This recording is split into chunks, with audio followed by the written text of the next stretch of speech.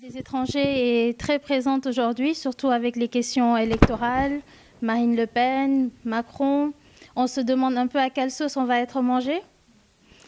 Donc aujourd'hui, ce que j'aimerais faire, c'est vous présenter la réforme, ce qu'elle apporte, ce qu'elle change, mais aussi la raison pour laquelle le SGE et Josepha Consulting se sont associés pour vous accompagner. C'est parce que nous nous sommes rendus compte que bien souvent, lorsqu'on arrive en France, on ne sait pas comment ça se passe. On ne sait pas quelles sont les procédures. C'est toujours un membre de la famille qui nous dit grosso modo, ça se passe comme ci, ça se passe comme ça. Lorsqu'on arrive à la préfecture, dans la mesure où nous sommes très peu informés, on nous renvoie souvent à la maison, on nous demande de rapporter d'autres documents. Là, ça va changer. Pour le coup, à partir de maintenant, ça va changer puisqu'il y aura la permanence juridique ici. Donc, on aura un accès simplifié à l'information. Je pense que c'est pertinent et c'est réel. On le constate aussi de temps en temps. Récemment, je vais citer juste un seul cas. Une dame, une Sénégalaise d'ailleurs, étudiante, qui a terminé, qui est partie pour l'APS. On lui dit c'est 6 mois. Heureusement, elle a eu le réflexe de m'appeler. Je lui ai dit, écoute, ce n'est pas possible, vous avez la possibilité d'avoir 1 année. Vous voyez? Et l'agent lui dit, non, de toute façon, je n'ai pas de texte. Je lui ai dit, mais il faut insister. Dis-lui que vous êtes en relation au téléphone avec un certain M. Sarr, de l'ambassade du Sénégal, ainsi de suite. Et s'il accepte même, je peux lui parler directement. Mais elle a insisté. La dame est partie demander son super hiérarchique. Et donc, du coup, ouf, le dossier a été retenu. Mais c'est qu'effectivement, nous en sommes très conscients, dans la mesure où nous sommes en train de construire des universités au Sénégal. Vous avez entendu parler de la 2e université de Dakar, l'université du Sine Saloum, un réseau d'ISEP, c'est les instituts supérieurs d'enseignement professionnel. L'objectif à terme, c'est d'en avoir dans chaque région, donc 14 ISEP, ce qui fait qu'il faut trouver dès à présent des professeurs qui vont prendre la relève, mais il faut aussi augmenter ou bien élever le taux d'encadrement dans nos universités. Et non seulement aujourd'hui, on y travaille, on a fait avec le ministère un recensement l'année dernière de tous les doctorants sénégalais, tous les docteurs plutôt, sénégalais, tant au niveau national. À l'étranger, en un mois, on a eu 264 docteurs. Malheureusement, certains se contentent de petits boulots au lieu de rentrer au pays. Mieux, nous avons lancé ce qu'on appelle la bourse doctorale de 3e cycle en alternance. On a augmenté le taux. Aujourd'hui, c'est 900, j'arrondis, 15 €, c'est-à-dire 600 000 francs CFA. Il faut juste avoir une co-tutelle, c'est-à-dire une inscription dans une école doctorale sénégalaise et une inscription dans une école doctorale à l'étranger. L'étudiant fait 6 mois à l'étranger, 6 mois au Sénégal. Quand il est à l'étranger, il a 600 000 francs CFA par mois et un billet d'avion aller et retour par an, sur 3 ans, avec une possibilité de prolongation d'une année supplémentaire. Oui, quand il publie, on ne va plus maintenant mentionner uniquement l'université d'accueil, mais on va aussi mentionner, noter l'université sénégalaise. Ce qui fait que l'étudiant sera comptabilisé aussi en termes de chercheurs, de doctorants et d'étudiants, et dans l'université d'accueil, mais aussi dans l'université d'origine. Et dans les classements, ce qu'on appelle les rankings de type Shanghai, au moins nos universités vont gagner en visibilité. Parce que dans la production scientifique aussi, effectivement, cela est extrêmement important. Donc, nous travaillons pour consolider ces partenariats entre écoles doctorales, si on nous associe. Récemment, j'ai été à Dakar, j'ai été invité par l'université de Ziguinchor, où j'ai tenu une conférence avec les doctorants, mais aussi avec ceux qui étaient en Master 2 et qui envisageaient de faire une thèse en co-tutelle. Après Ziguinchor, j'ai été à Bambey, et aujourd'hui, ce dispositif existe, l'appel à candidature existe. Nous avons fait une phase test en 2013-2014. Cette année aussi, nous avons eu plus de bourses que de dossiers. Plus de bourses que de dossiers. Par contre, la particularité, c'est qu'il faut qu'effectivement qu'il y ait cet accord cadre, cette convention de co-tutelle entre l'école doctorale sénégalaise et l'école doctorale à l'étranger, qu'elle soit française ou dans n'importe quel pays. Donc ça, c'est au nouveau dispositif. Et la documentation existe. Si vous en voulez, naturellement, vous allez bénéficier ou bien avoir comment il s'appelle encore, le communiqué de l'année dernière. Je ne sais pas si M. Sen, vous pouvez faire la copie, ou bien Sané, aussi vous avez la copie tout à l'heure, pour en donner aux uns et aux autres. Mais ça existe aujourd'hui et c'est ce que nous soutenons. Si vous n'avez plus maintenant cette co-tutelle, vous ne pouvez plus avoir une bourse du gouvernement du Sénégal pour le doctorat. Par contre, vous pouvez avoir une aide d'État, un accompagnement. Mais pour la bourse, elle est passée du simple au triple. Mais il faut impérativement avoir la co-tutelle. Donc, pour vous dire que nous travaillons là-dessus. C'est vrai. Parce que l'objectif aussi, c'est de faire en sorte qu'il y ait moins de Sénégalais, ou bien moins d'étrangers, qui arrivent à maîtriser les textes, à connaître tous les dispositifs qui sont mis en place pour pouvoir en bénéficier. Mais quand on est étudiant aussi, on n'est pas étudiant pour rien. Voilà, on a au minimum le bac. Il y a des juristes parmi vous, il y a des docteurs, des doctorants plutôt. Hein, donc, quand même, vous êtes censés pouvoir chercher l'information utile, quelle que soit la masse d'informations qui existe. Et nous, État du Sénégal, je pense que ce que nous sommes en train de faire, c'est vous aider à avoir l'information utile, qu'elle soit disponible et bon marché. Parce que le partenariat, je pense qu'elle l'a dit, je vais le redire, vous permet naturellement de pouvoir être accompagné à moindre coût. La consultation chez elle, c'est 50 € TTC. Quelle que soit la durée de l'accompagnement ou la complexité du dossier, le client ne peut pas dépasser 1 000 €. Et dans ces 1 000 €, nous, annuellement, on va faire aussi, à travers un examen objectif de la situation sociale de l'étudiant, prendre en charge au minimum 5 étudiants. Cette fois-ci, ces 5 étudiants ne seront pas boursiers. C'est des étudiants non boursiers. Ah bah oui, parce que quand on est boursier, on a déjà quelque chose. Et elle est là aussi, elle a pris cet engagement, c'est-à-dire en fonction du dossier précaire, le cabinet va prendre aussi, c'est un partage quand même de... Hein, voilà, voilà. Elle prendra aussi certains dossiers qui seront accompagnés gratuitement. Gratuitement. Donc ça aussi, c'est important. Donc sur l'information liée à la création d'entreprises, nous sommes là. Vous avez aussi les entreprises qui ont les dispositifs étatiques. Il y a les sites Internet aussi. Et mieux, à l'ambassade, cette fois-ci, ce n'est pas chez nous, mais plutôt à l'ambassade, nous avons un bureau économique. Un bureau économique. Là, c'est le service des étudiants. De l'autre côté, c'est le bureau économique, où vous pouvez vous disposer de toutes les informations sur les dispositifs étatiques qui existent. Hein, l'APIX, où on peut créer une entreprise en moins de 48 heures actuellement, le FONGIP, l'ANPEJ, l'ADPME, comment il s'appelle encore, l'autre, le FONSIS. Hein, mais tous ces dispositifs existent au Sénégal. Et nous, dans le cadre de nos missions de terrain, on fait même de communication sur la problématique du retour, où on met en avant ce que l'État du Sénégal a mis en place pour accompagner les jeunes à créer de la valeur, à créer aussi des entreprises, mais aussi à voir ces entreprises évoluer. Donc tout cela, je pense quand même, c'est vrai, nous sommes au début, mais nous pouvons compter avec vous, avec nous, parce qu'il ne faut pas aussi rester les bras croisés et se dire on va me donner tout. On doit aller à la recherche de l'information. Parce que si on vous donne tout, même si vous réussissez à créer votre entreprise, ce qui est sûr et certain, elle ne va pas durer. Elle aura du mal à traverser les 3 ans de criticité. Vous voyez?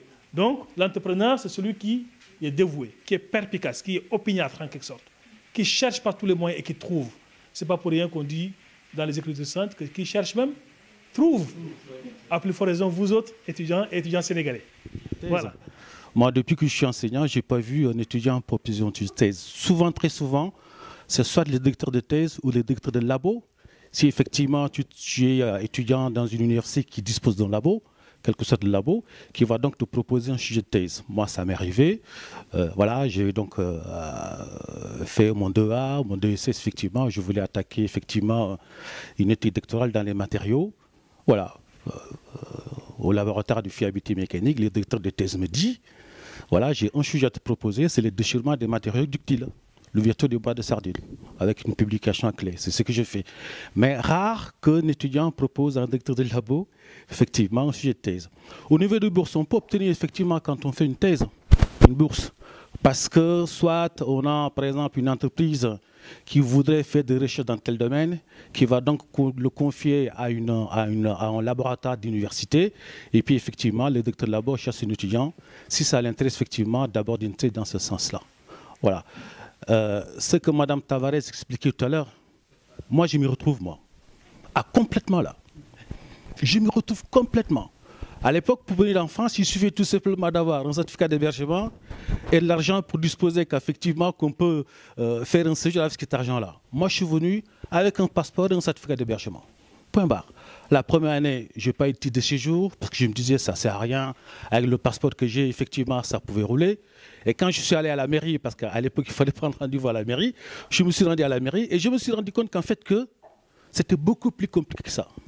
Aujourd'hui, quand je vois ce qui se passe, la seule question que je me pose, est-ce que j'aurais réussi si j'étais étudiant aujourd'hui? Parce que ça, c'est une usine à gaz. Madame expliquait derrière tout à l'heure en disant, on vous demande ça, vous revenez, on vous demande ça. Je ne sais pas comment vous faites, les gars, mais c'est compliqué. Mais heureusement, moi, cette maison-là, j'ai l'ai connue il y a de cela quelques années, ça remonte un peu plus loin, à peu près une trentaine d'années, quand je suis étudiant ici, mais elle n'était pas du tout comme ça. Je disais tout à l'heure à Moïse, qui est un ami, j'ai dit non, franchement, tu as révolutionné, tu as changé cette maison-là. Quand je vois qu'aujourd'hui, vous avez effectivement tout un aspect juridique qui permet de vous accompagner, qui permet de vous aider, qui permet aussi de vous orienter, j'ai dit les gars, bravo. Je ne sais pas comment vous avez fait. Hein. Nous, on était tout seuls. Il n'y avait pas tout ça. Tu avais le site de séjour, c'est bon. Tu n'avais pas le site de séjour, il ne faut pas prendre le métro. Parce que là, ça devient compliqué. Non, non, c'est sérieux, ça devenait hyper compliqué. Hyper compliqué. Aujourd'hui, vous avez ça, je dis les gars, bravo. Profitez-en. Si vous avez des soucis, Mme Tavares est là parce qu'elle a fait une présentation remarquée, formidable. Je pense qu'elle a été très pédagogique avec l'aide de Sané, de tous les services effectivement de cette maison-là.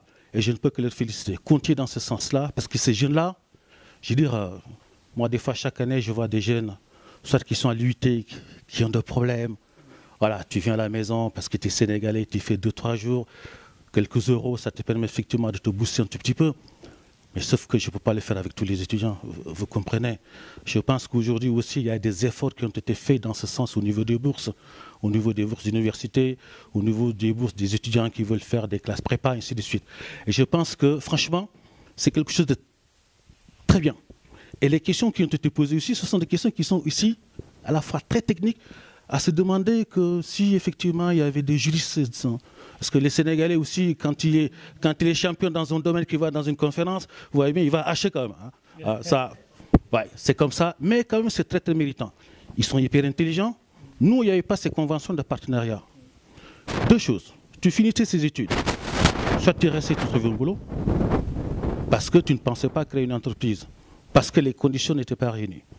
Ou bien de deux choses. Une, tu finis tes études, tu rentres chez toi.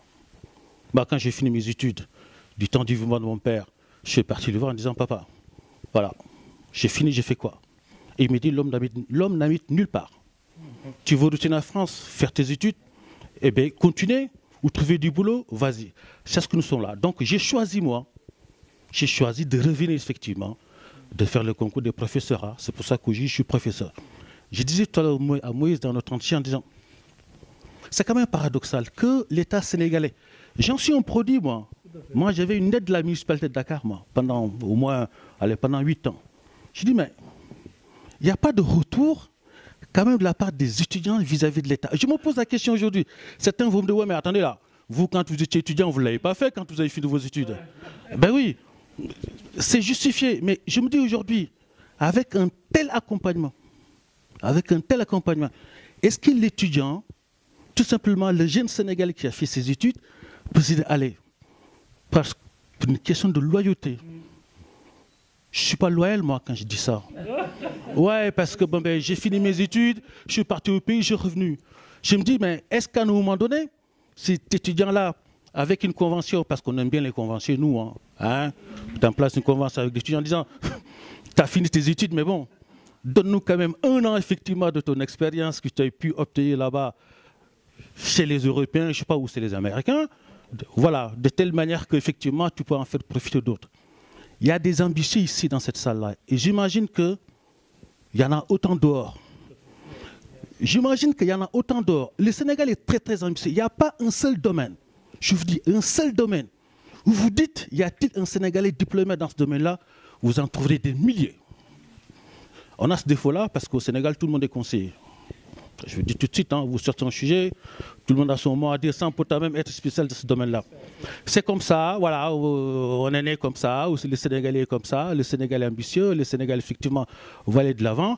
Le jeune homme qui est derrière là, qui a posé une question qui est hyper importante, je lui dis, mais il va peut-être retourner demain lui, il ne sera pas là. Je me pose la question, parce qu'il a posé la question tellement de manière affectueuse, par amour. On se dit, lui il termine, avec l'expérience qu'il a eue, il va partir. Peut-être que d'autres aussi sont dans les mêmes cas que lui. J'en sais rien, mais je pose juste une question. Mais en tout cas, sachez que avec effectivement cette convention juridique qui a été signée, qui a été mise en place, je pense que ça aide beaucoup et énormément. Énormément. Alors profitez-en. Quand vous avez des structures juridiques, Mme Tavares est là, vous passez par Moïse Sarr qui ne vous dira pas non, bien au contraire. Et pour conclure, je félicite effectivement l'ensemble des services qui ont mis en place ce dispositif-là.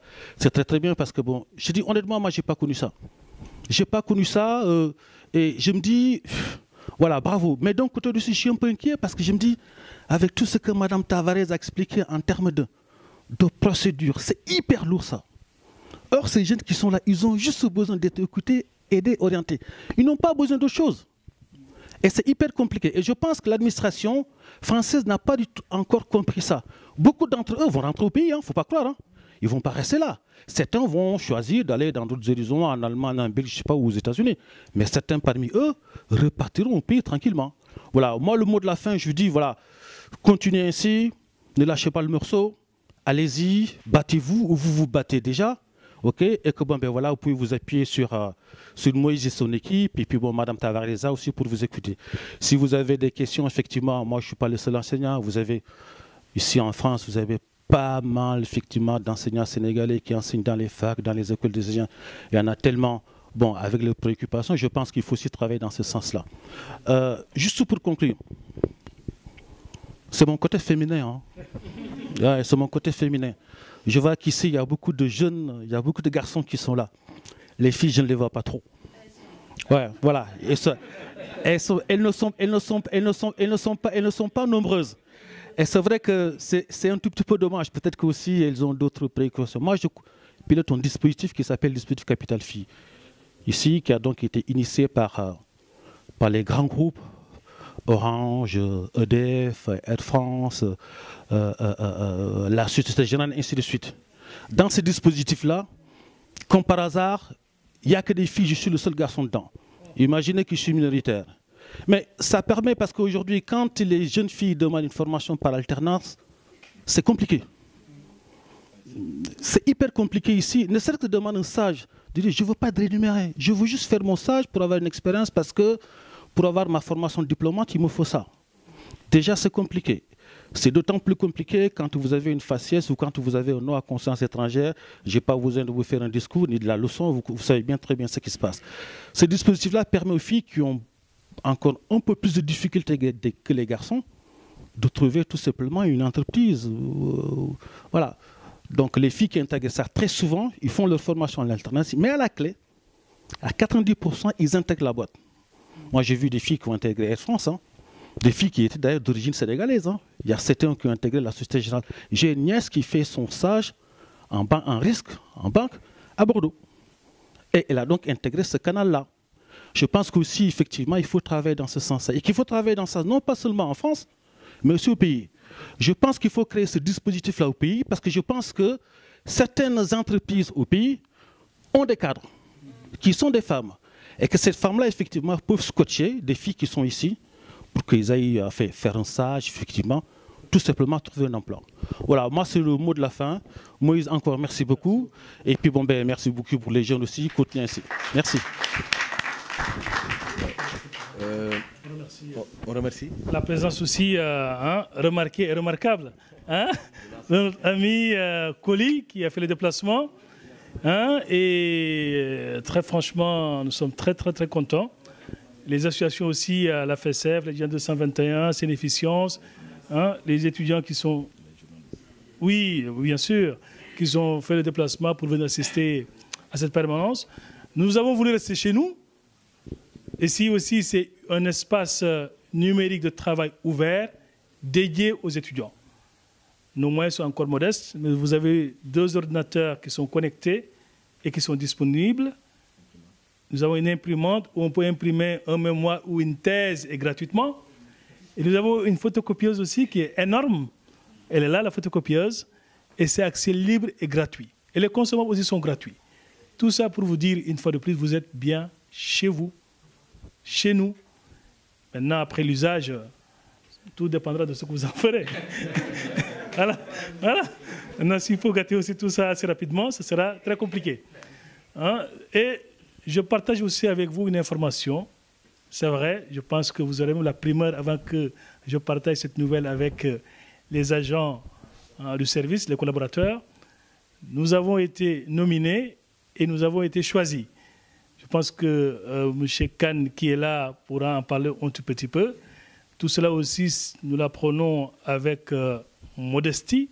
Je pense que c'est un engagement supplémentaire dans ce que nous faisons, parce que c'est un prix qui nous a été décerné, moi particulièrement, mais au nom du service de gestion des étudiants sénégalais à l'étranger, un prix, je dirais, d'excellence, et qui pourra quand même nous parler. J'ai eu l'information, j'ai dit, écoute, je vais la partager avec vous. Donc tout cela pour vous dire quoi? Que notre ambition est de servir et votre satisfaction, naturellement, est notre raison d'être. Bonjour, c'est Adi Goumbala de l'étudiant 221. Aujourd'hui, quelles sont vos impressions par rapport à cet outil qui a été mis en place sur les étudiants? Alors, je trouve qu'aujourd'hui, on a franchi une grande étape aujourd'hui parce que je trouve que cette initiative était tant attendue par les étudiants que le service du SGE aussi. Et je pense que ça permettra d'aider les étudiants qui sont en situation irrégulière, d'avoir l'information et aussi, s'ils ont par exemple des problèmes, de faire appel au consul. Ah, tu vas tout monter? D'accord. Comment ça s'appelle encore? Josefa Consulting avec le partenariat du EGE. Voilà, donc ils pourront avoir toute l'information nécessaire et aussi Madame Tavares va les aider, va les orienter pour qu'ils puissent être réguliers comme tout autre étudiant qui sont ici en France et finir leurs études et trouver une bonne...